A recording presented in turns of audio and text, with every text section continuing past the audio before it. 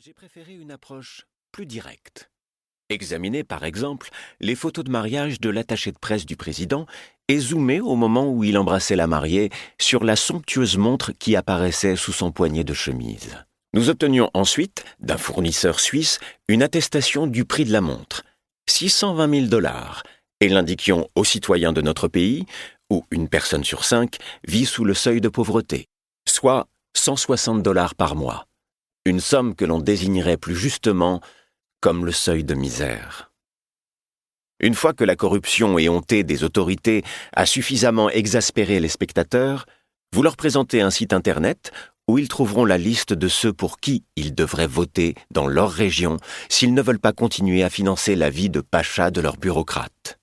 Nous avons réussi tout à la fois à divertir notre public et à l'indigner par des images de la vie des humbles patriotes qui gouvernent notre pays, en expliquant les mécanismes de la corruption et en appelant à des actions concrètes susceptibles de causer le maximum de tort au système de Poutine. Nous n'étions jamais à court de matières premières.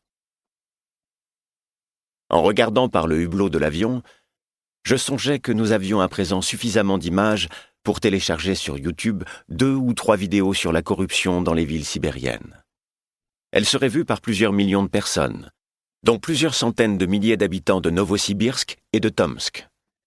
Non contents de les regarder, ces gens seraient suffisamment furieux pour répondre à notre appel à aller aux urnes et à voter contre les candidats du parti de Poutine.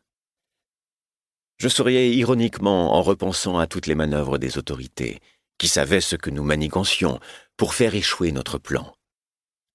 Pour les officiels de tout rang, mes déplacements d'un bout à l'autre de la Russie étaient comme un chiffon rouge agité devant un taureau. Y voyant une menace, ils ne cessaient d'échafauder des accusations criminelles pour entraver mes voyages à travers le pays. En effet, un prévenu n'a pas le droit de quitter la région où il est domicilié. Depuis 2012, j'avais passé 1 an en résidence surveillée et plusieurs autres sous injonction de ne pas quitter Moscou. 2 mois auparavant, à l'initiative de Russia Today, la chaîne de propagande contrôlée par l'État, une nouvelle procédure pénale ridicule avait été ouverte contre moi pour diffamation d'un vétéran de guerre, assortie d'une nouvelle interdiction de quitter Moscou. La jugeant illégale, je l'avais ignorée, et j'étais parti en Sibérie pour cette dernière enquête. Mes collaborateurs et moi en rapportions des centaines de gigaoctets de séquences, parmi lesquelles des interviews de représentants de l'opposition locale et une vidéo de la résidence que possédait un député pro-gouvernemental sur une île privée. Les images, cryptées et téléchargées sur le serveur, étaient prêtes à être montées. Je me réjouissais à l'idée d'écraser Russie unie à Tomsk et de lui mettre au moins un œil au beurre noir à Novosibirsk.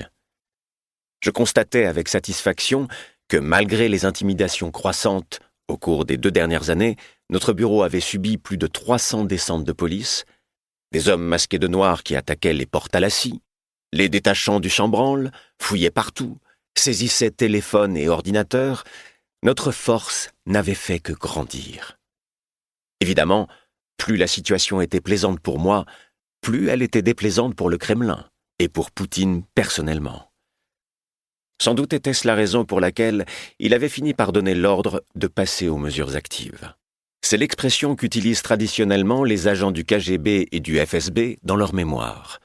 Débarrassez-vous de l'individu et vous vous débarrasserez du problème. Toutes sortes d'accidents peuvent arriver dans la vie quotidienne. On peut se faire dévorer par un tigre, se faire planter une sagaie dans le dos par un membre d'une tribu hostile, s'amputer un doigt en tentant d'exhiber ses talents culinaires à sa petite amie, ou perdre une jambe en manipulant étourdiment une tronçonneuse dans son garage, se prendre une brique sur la tête, tomber par la fenêtre, sans compter les crises cardiaques et autres tragédies éprouvantes, mais courantes. Rares sont, je l'espère, mes lecteurs qui ont déjà reçu une sagaie dans le dos ou sont tombés par la fenêtre. Mais on imagine assez bien l'effet que ça peut faire. L'expérience et l'observation des autres nous permettent de comprendre ce que l'on peut ressentir. C'est du moins ce que je croyais avant d'embarquer dans cet avion.